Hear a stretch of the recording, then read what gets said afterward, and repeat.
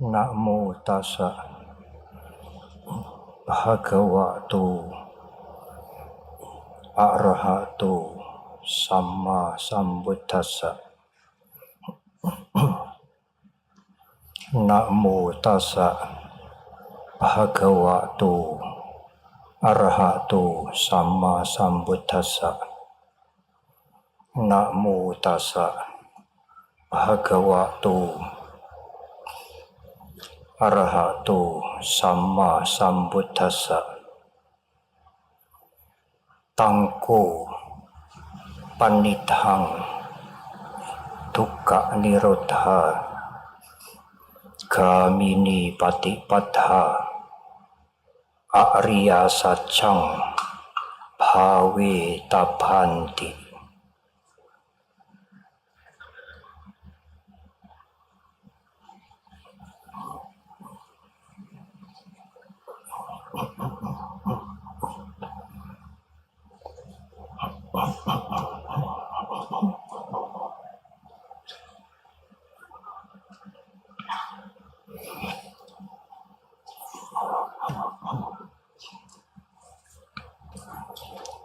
Para ibu, bapak sekalian, dan saudara-saudara yang berbahagia,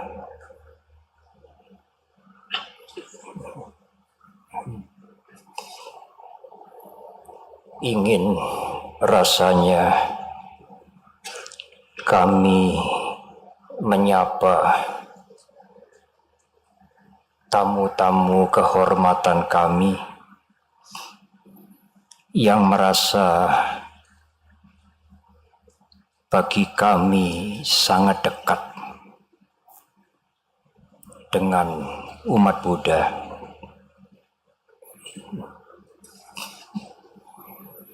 Saudara-saudara kami, para pimpinan, para tokoh lintas agama, tetapi sungguh amat banyak sulit bagi kami untuk menyebut dan menyapa semuanya tanpa terlewatkan.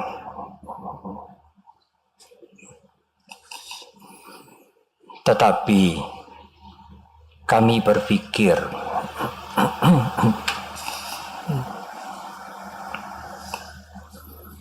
di antara tamu-tamu kehormatan kami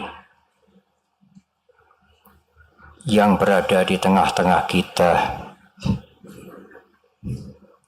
Bapak Direktur Urusan dan Pendidikan Agama Buddha, Bapak Supriyadi dari Direktorat Jenderal Bimbingan Masyarakat Buddha, Kementerian Agama. Tetapi kami berpikir bahwa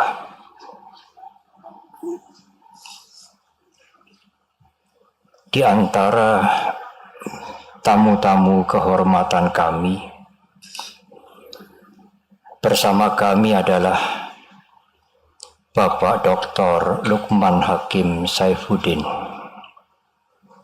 yang menjadi Menteri Agama kita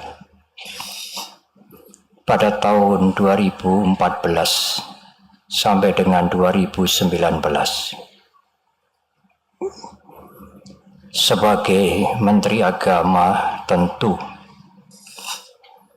beliau mewakili semua umat beragama.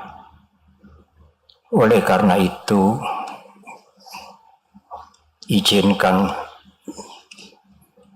pada sore hari ini saya menyapa Bapak Dr. Lukman Hakim Saifuddin mewakili semua saudara-saudara kami, para tokoh-tokoh umat beragama yang hadir pada sore hari ini.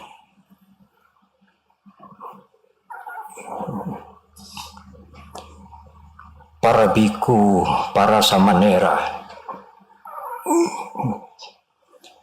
para atasilani, pandita, semuanya, ibu bapak saudara yang oleh Sangganayaka tadi disebutkan datang dari 34 provinsi.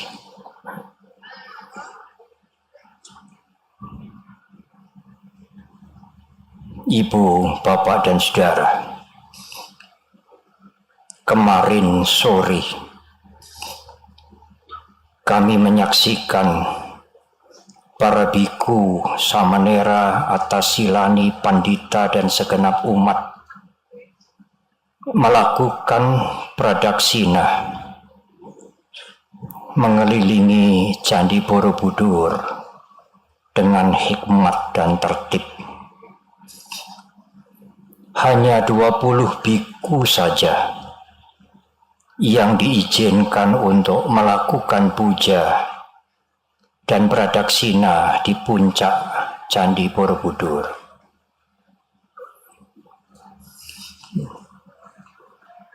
Kami umat Buddha dengan sungguh-sungguh ingin berkontribusi tidak hanya membantu UNESCO tetapi membantu pemerintah kita untuk preserve, untuk menyelamatkan dan melindungi Candi Borobudur. Oleh karena itu, permintaan saya, umat Buddha sekalian, tidak harus naik ke Candi Borobudur. Bisa melakukan puja dan berpradaksina di sekeliling Candi Borobudur.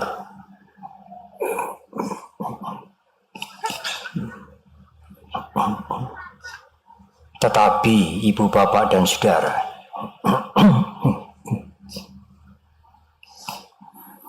saya mendengar dari saudara dekat saya, Pak Nyoman Alim Mustafa, yang sore hari ini hadir lenggah di deretan tamu-tamu kehormatan bersama putrinya, menceritakan kepada saya bahwa di salah satu negara di Eropa, saya tidak perlu menyebutkan namanya, ibu bapak dan saudara bisa bertanya kepada Pak Nyoman. Ada seseorang yang ingin memesan kepada Pak Nyoman untuk membuat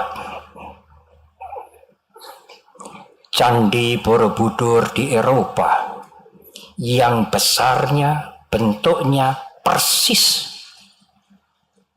dengan Candi Borobudur kita.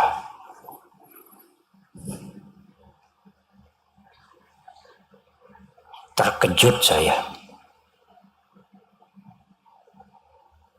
Saya bertanya kepada Pak Nyoman, Pak Nyoman sanggup? Sanggup, Bante. Saya tidak terbiasa berbantahan dengan Pak Nyoman. Tetapi kali ini saya berusaha untuk membantah Pak Nyoman. Saya mengatakan, tidak mungkin Pak Nyoman. Andai kata Pak Nyoman bisa membuat Candi Borobudur sebesar Borobudur, persis Borobudur di Eropa,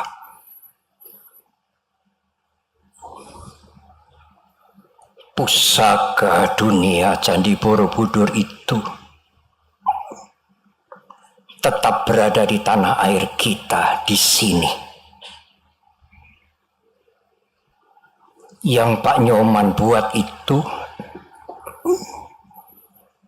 adalah Borobudur KW1 atau KW2.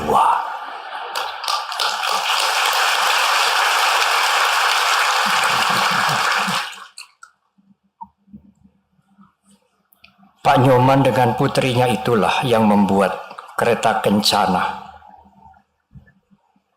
yang sepenuhnya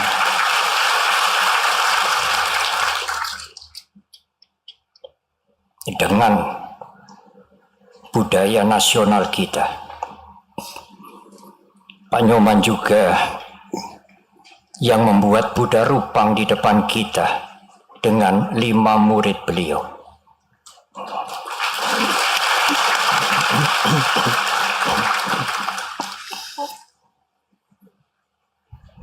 Ibu, bapak, dan saudara, 2 hari sebelum perayaan Asada ini, saat umat Buddha memperingati Guru Agung Buddha Gautama memberikan khotbah yang pertama kepada 5 murid pertama beliau, saat purnama di bulan Asada atau Asalha yang kita peringati pada hari ini. Sebenarnya bulan purnama jatuh pada tanggal 13 Juli nanti. 2 hari yang lalu, 1000 lebih umat Buddha mendaraskan, membacakan sutta-sutta atau sutra-sutra khotbah Guru Agung kita dari kitab suci Tipitaka. Tetapi selama 2 hari lebih sedikit sampai tadi siang hanya bisa dibacakan 20 sutra. Saya ingin matur kepada Pak Lukman. Di sini juga ada Pak Rektor UIN Jogja, Profesor Al-Makin, dan juga Ketua Majelis Ulama Indonesia DIY. Saya ingin matur kepada beliau. Apa yang dilakukan selama 2 hari ini seperti tadarusan.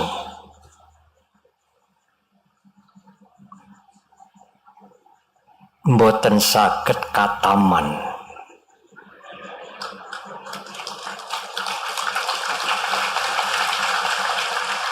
Mengapa demikian? Di Sutta Pitaka itu terdiri dari ratusan ribu sutra khotbah Guru Agung Buddha Gautama. Belum lagi Winaya Pitaka, belum lagi Abhidhamma Pitaka, Tripitaka. Kalau setiap tahun menjelang perayaan Asada Agung di Candi Pusaka Borobudur, yang bisa dibaca hanya 20 sutra, katamnya kapan? Dari ratusan ribu sutra. Di antara saudara-saudara nanti kalau lahir kembali, hadir di tempat ini kembali mengikuti pembacaan sutra-sutra Tripitaka, masih belum katam. Tetapi ibu, bapak, dan saudara, meskipun ratusan ribu sutta, ratusan ribu khotbah Guru Agung kita, karena beliau bertemu dengan bermacam-macam lapisan masyarakat, bermacam-macam orang pada waktu itu, dengan ability, dengan kemampuan yang berbeda-beda, sehingga ratusan ribu khotbah yang dicatat dalam kitab suci Tipitaka. Meskipun demikian, sebenarnya inti ajaran Guru Agung Buddha Gautama sangatlah simpel, sederhana. Ajaran Guru Agung kita hanyalah membicarakan menjelaskan kepada kita tentang penderitaan dan lenyapnya penderitaan. Tidak ada yang lain. Guru Agung menamakan jalan itu dengan jalan tengah. Lebih dari 2.600 tahun yang lalu. Jalan tengah itu disampaikan oleh Guru Agung kita pada waktu khotbah pertama, yang tadi diulang dengan sangat baik dalam bahasa Indonesia.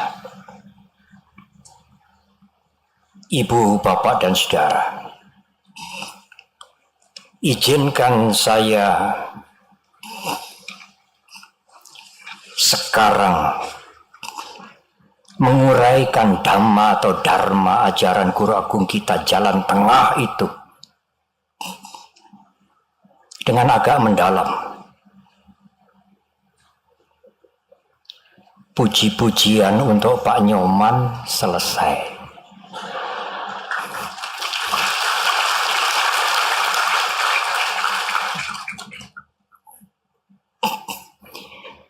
Oleh karena itu,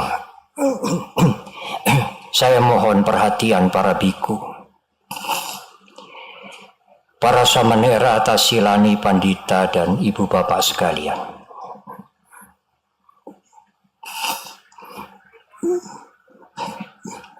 Jalan tengah bisa dimengerti dalam dua aspek. Yang pertama, jalan tengah sebagai pandangan. Dan yang kedua, jalan tengah sebagai patipada, praktek yang perlu dikembangkan untuk menyelesaikan penderitaan.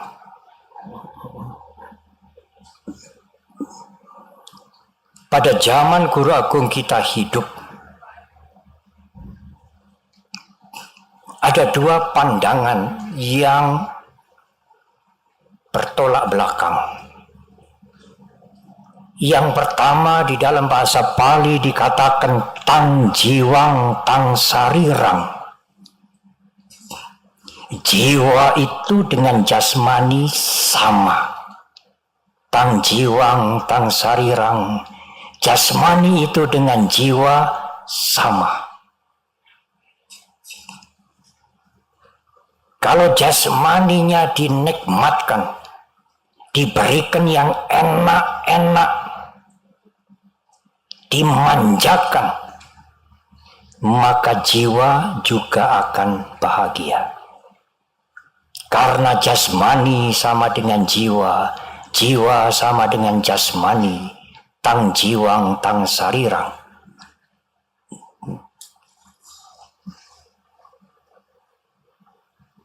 Pandangan ini memunculkan kamesu kamasukali yogu, memuaskan hawa nafsu. Karena mereka berpandangan kalau hawa nafsu indrawi ini dipuaskan, jiwa itu akan bahagia. Tetapi pandangan yang lain, anyang jiwang anyang sarirang, jiwa itu berbeda dengan jasmani. Jasmani itu sangat berbeda dengan jiwa.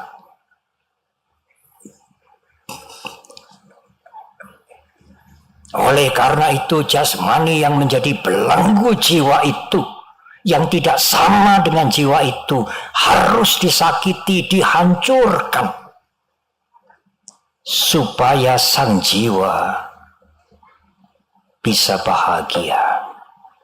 Tidak lahir kembali, tetapi menuju kepada kekekalan abadi. Itulah pandangan anyang jiwang anyang sarirang. Jiwa itu berbeda dengan sarira, dengan jasmani. Jasmani itu bukan jiwa, jasmani itu belenggu.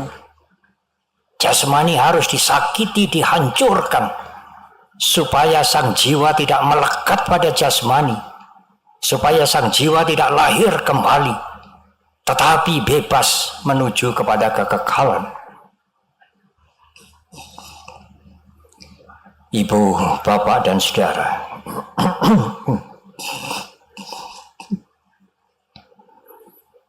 pada saat mencapai pencerahan sempurna, Guru Agung kita Buddha Gautama melihat dua pandangan ini ekstrim, ubo ante, ujung kedua ujung ini bertolak belakang.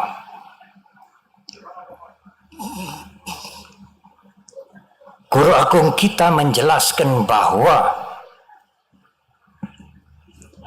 memang mental itu tidak sama dengan jasmani. Memang mental itu tidak sama dengan fisik. Jasmani atau fisik itu bukan mental, tetapi mental dengan jasmani itu sangat berhubungan. Tidak bisa dipisahkan. Salah satu contoh, kalau kita bisa melihat, karena kita mempunyai caku winyana, kesadaran mata. Tetapi tidak hanya kesadaran, kita bisa melihat karena ada caku ayatana, mata daging ini. Terjadilah penglihatan. Seandainya hanya ada mata daging ini, tidak ada kesadaran, mata daging ini tidak bisa melihat. Seandainya hanya ada kesadaran tetapi mata daging ini rusak, juga tidak bisa melihat. Penglihatan terjadi karena ada winyana, karena ada caku ayatana, mata daging, dan juga ada rupa aramana atau rupa ayatana, rupa yang dilihat. Karena penglihatan ini, mata daging ini, kesadaran mata ini tidak bisa melihat suara, tidak bisa melihat bau. Harus ada rupa ayatana, landasan di luar yang dilihat. Dan mata daging ini adalah landasan di dalam caku ayatana, dan ada kesadaran. Kalau ketiga-tiganya tidak ada, atau salah satu tidak ada, tidak mungkin kita melihat. Memang mental, kesadaran, winyana, consciousness tidak sama dengan fisik. Memang fisik tidak sama dengan mental. Tetapi mental dan fisik itu saling berkaitan, interconnected, interdependency. Anda tidak bisa melihat hanya dengan mental. Andai kata benar jiwa atau roh itu sangat berkuasa, yang utama, jasmani ini tidak berguna. Kalau seseorang buta, rohnya tidak bisa melihat sendiri. Mentalnya tidak bisa melihat sendiri. Tanpa alat, tanpa landasan yang disebut dengan mata. Dan juga sasaran yang dilihat, rupa. Itulah yang dikatakan majjhima dhamma. Pandangan sebagai jalan tengah. Bukan tang jiwang tang sarirang yang akan mendorong seseorang untuk memuaskan hawa nafsu. Bukan anyang jiwang anyang sarirang yang mendorong orang untuk menghancurkan jasmaninya, merusak jasmaninya supaya sang jiwa bisa bebas. Bukan, keduanya adalah ekstrim. Majjhima dhamma menunjukkan kepada kita bahwa kesadaran bahwa mental itu sangat erat hubungannya dengan jasmani. Jasmani itu landasan yang diperlukan oleh mental kita. Memang tidak sama, tetapi tidak terpisahkan.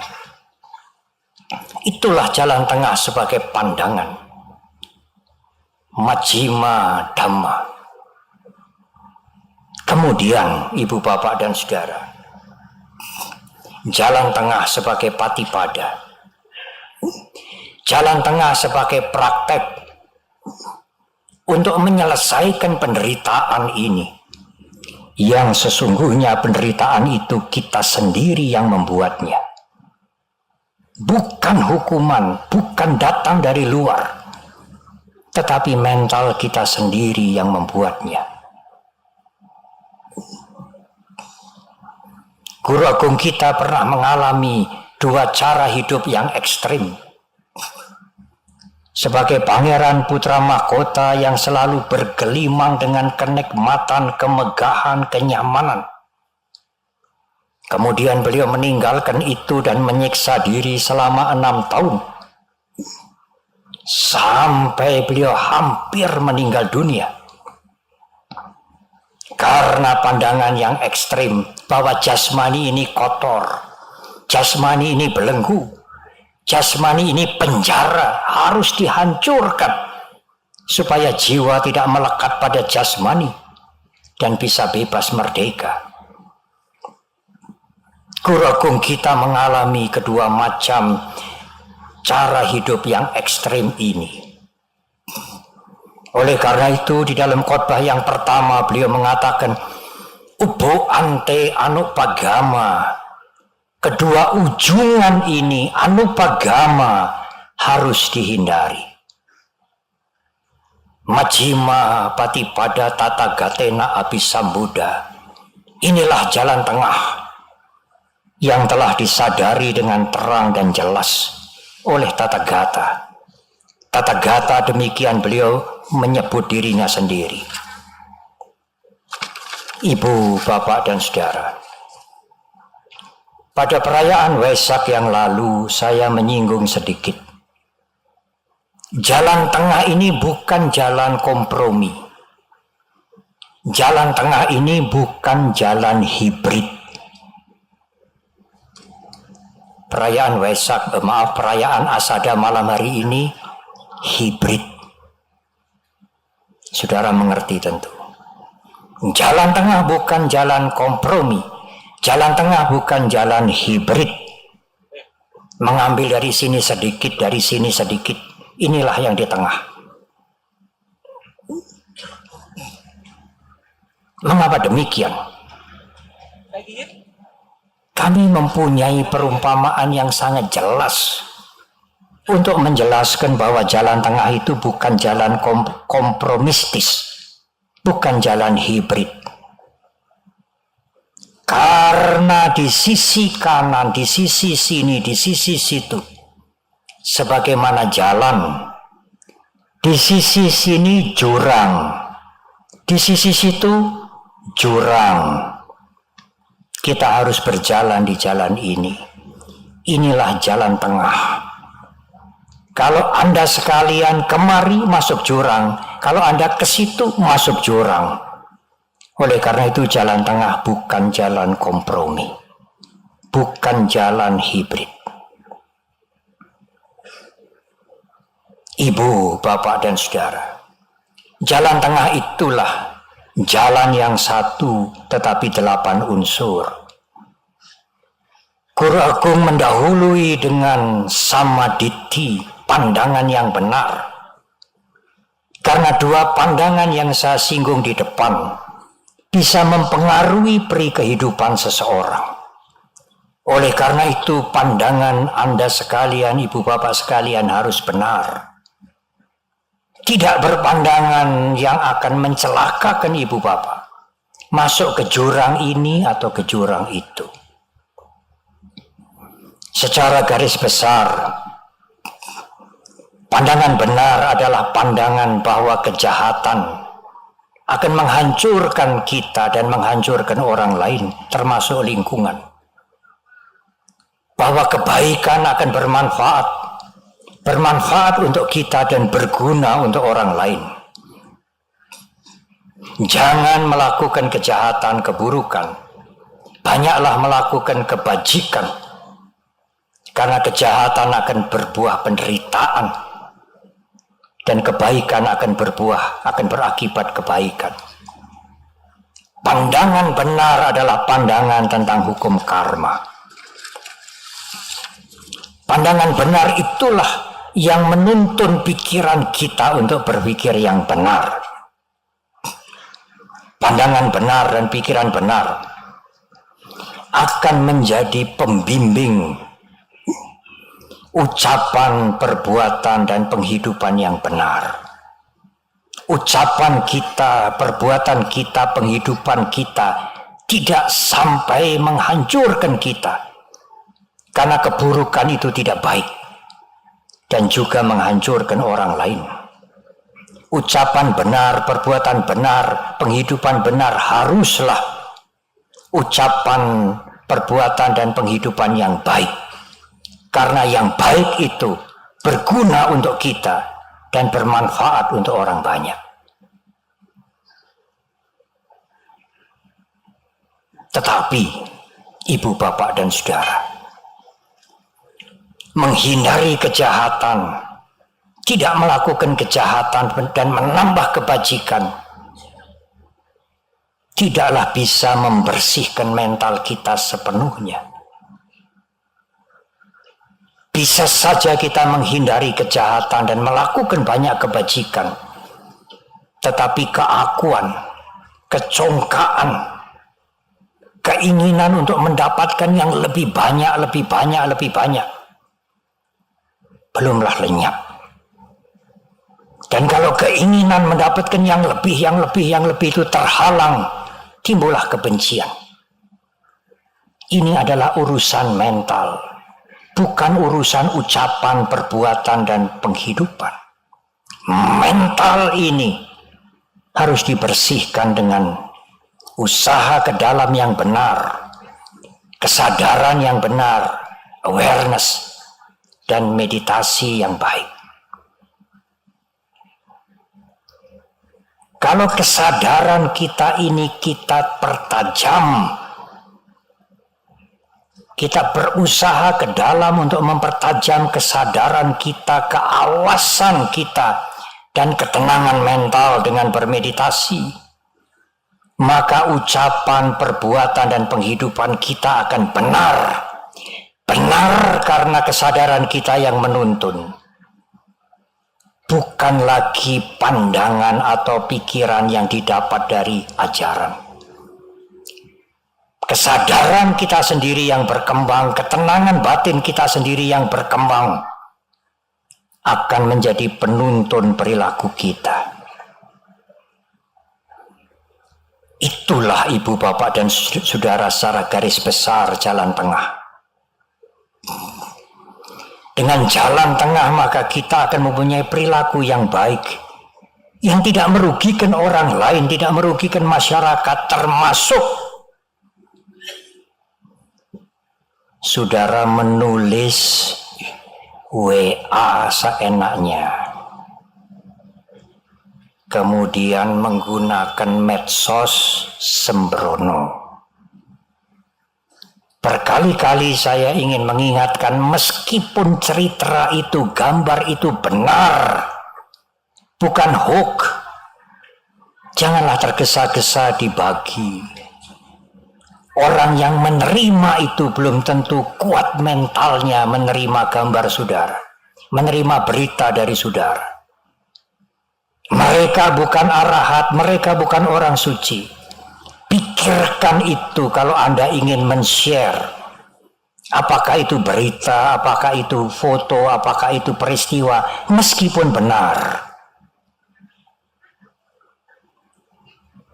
Kalau Anda sekalian, kalau kita menjaga perilaku kita, ucapan kita, perbuatan kita, berpenghidupan yang benar, punya usaha ke dalam meningkatkan kesadaran kita, sati, awareness kita, dan bermeditasi maka kotoran batin itu mulai bersih.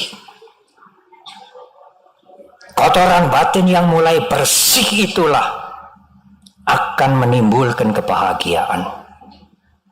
Anda tidak perlu mencari kebahagiaan, tidak perlu mengejar kebahagiaan. Tetapi pada saat kotoran batin itu berkurang, maka kebahagiaan akan muncul.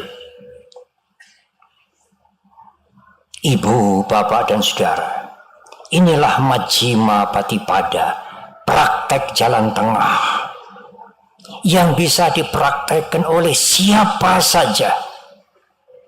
Tidak harus mengikuti upacara-upacara, membaca parita yang sulit-sulit, kalau bisa memang baik. Tetapi praktek jalan tengah tidak membutuhkan ritual, tidak membutuhkan upacara, juga tidak membutuhkan wisuda-wisuda. Jalan tengah ini adalah jalan yang universal. Tidak melakukan kejahatan, banyak melakukan kebaikan, menjaga perilaku kita, tidak merugikan orang lain, yang juga merugikan diri kita sendiri. Apakah itu bukan universal? Menjaga kesadaran kita tidak sembrono, mboten delenger, saudara, ibu bapak sekalian.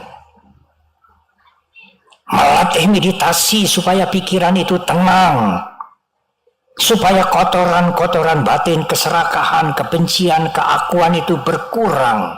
Bukankah itu universal?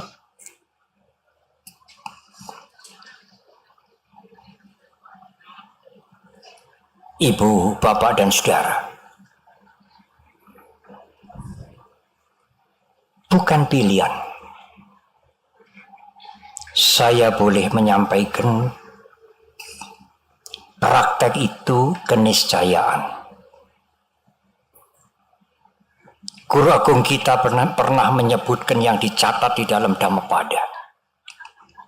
Nakahapana wasena titik kamesu wijati. Andai kata ada hujan yang turun bukan air, tetapi hujan yang turun itu kepingan emas. Nakahapana wasena titik kamesu wijati. Orang berebut mengambil kepingan emas, membawa karung sampai berkarung-karung. Tidak ada orang yang merasa puas. Apa sada duka kama itik winyaya pandito. Seorang bijak akan melihat kesenangan hawa nafsu itu hanya sebentar dan menimbulkan penderitaan yang panjang. Oleh karena itu, menjaga diri dari perilaku yang buruk, banyak melakukan kebajikan, berusaha ke dalam, mempertajam kesadaran, bermeditasi supaya batinnya tenang, bukan pilihan, tetapi keniscayaan kalau saudara ingin hidup bahagia. Karena dengan kotoran batin, kilesa yang dikurangi, Anda akan bahagia, semakin bahagia, semakin bahagia.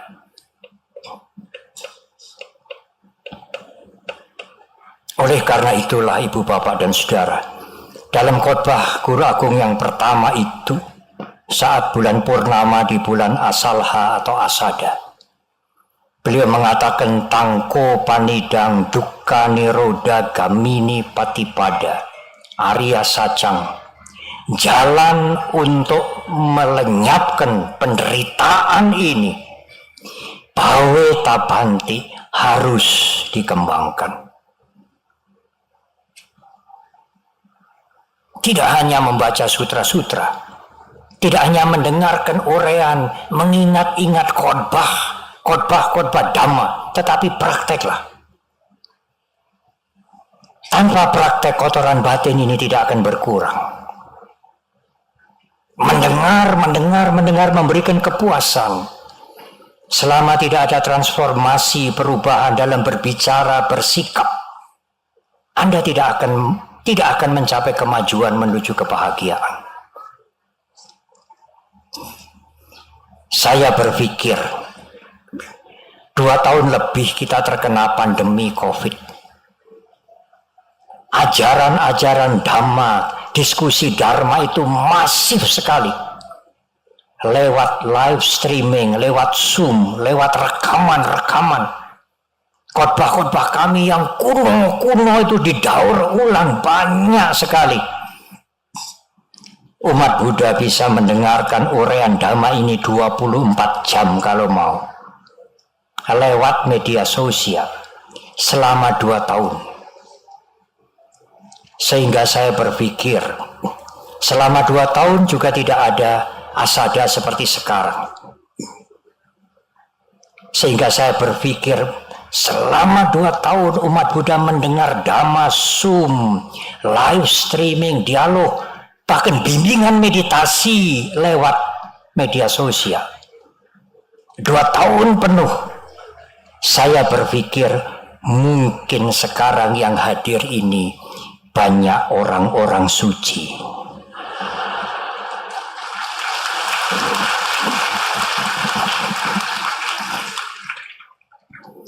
Oleh karena itulah ibu bapak saudara, Tangko panidang duka niroda gamini patipada Arya Sajang Bawe Tabang. Jalan untuk melenyapkan, setidaknya mengurangi penderitaan itu, Bawe Tabanti, harus dikembangkan. Siapa saja boleh mengembangkan, karena jalan ini universal. Pada suatu saat ibu bapak dan saudara, izinkan saya mengakhiri uraian ini dengan satu peristiwa. Waktu guru agung kita bertemu dengan para pertapa kelompok lain yang bernama Nigroda. Khotbah ini dicatat di dalam Digha Nikaya, kelompok awal yang panjang dari Sutta Pitaka, Udumbarika Sutta. Umat Buddha sekalian, perhatikan ini baik-baik. Guru agung kita menyapa kepada pertapa Nigroda, Nigroda, aku mengajarkan Dharma, bukan ingin menarik kelompok lain menjadi muridku. Dengan kalimat lain, Nigroda, aku mengajarkan Dharma bukan untuk mencari murid. Aku mengajarkan Dharma dengan tujuan bukan, atau sebalik, atau dengan kalimat yang lain, bukan bertujuan supaya engkau meninggalkan gurumu yang semula. Yang ketiga, Nigroda, aku mengajarkan Dharma bukan bertujuan agar engkau meninggalkan tradisi dan kebudayaanmu. Bukan. Tetapi Nigroda, ada hal-hal buruk yang kalau engkau lakukan, kalau siapa saja melakukan, akan menghancurkan dirinya dan menghancurkan orang banyak. Itu yang ku jelaskan. Dan Nigroda, ada hal-hal yang baik, yang sangat baik. Aku jelaskan itu, karena kebaikan itu akan bermanfaat untuk orang lain dan bermanfaat untuk dirimu. Itulah tujuanku mengajar Dharma. Ibu, bapak, dan saudara, sampai hari ini Nigroda Sutta yang diajarkan oleh guru agung kita pada waktu beliau menyapa kepada pertapa Nigroda dipegang oleh semua biku dari mazhab, dari ordo, dari sekte yang manapun. Aku mengajar dharma bukan untuk mencari murid. Aku mengajar dharma bukan bertujuan supaya engkau meninggalkan gurumu yang semula. Aku mengajar dharma bukan bertujuan agar engkau membuang tradisimu dan kebudayaanmu semula. Tetapi ada hal-hal yang buruk yang menghancurkan. Itulah yang kuajarkan.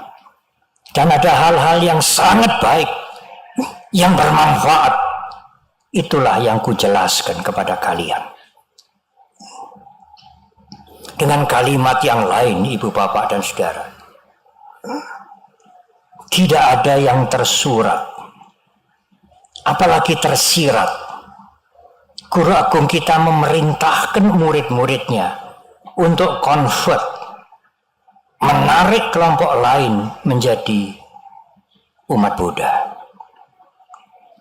Tetapi ada kewajiban moral bagi kita untuk contribute, memberikan hal-hal yang baik kepada masyarakat, supaya yang baik ini bisa berguna bagi banyak orang. Saya ingin mengutip pernyataan seorang guru meditasi yang sudah swargi, sudah almarhum. Seandainya Sang Buddha, seandainya ajaran agama Buddha convert, maka ajaran Guru Agung kita itu convert from suffering to be happiness. Seandainya menggunakan kalimat convert, maka ajaran Guru Agung kita itu convert penderitaan, menarik penderitaan menjadi kebahagiaan.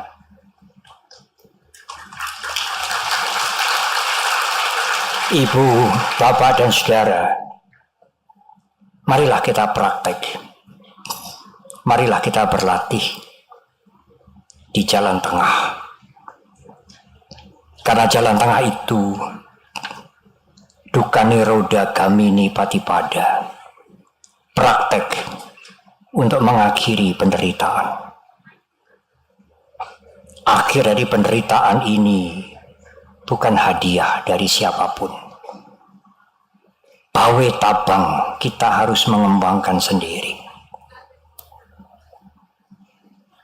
Selamat merayakan asalha khotbah pertama Guru Agung kita. Semoga kita maju dan terbebas dari penderitaan. Kalau kita maju dan terbebas dari penderitaan, kita juga memberikan kebahagiaan kepada orang banyak, kepada masyarakat, kepada bangsa, kepada negara ini, kalau mampu kepada dunia, kepada semua makhluk. Semoga semua makhluk berbahagia. Terima kasih.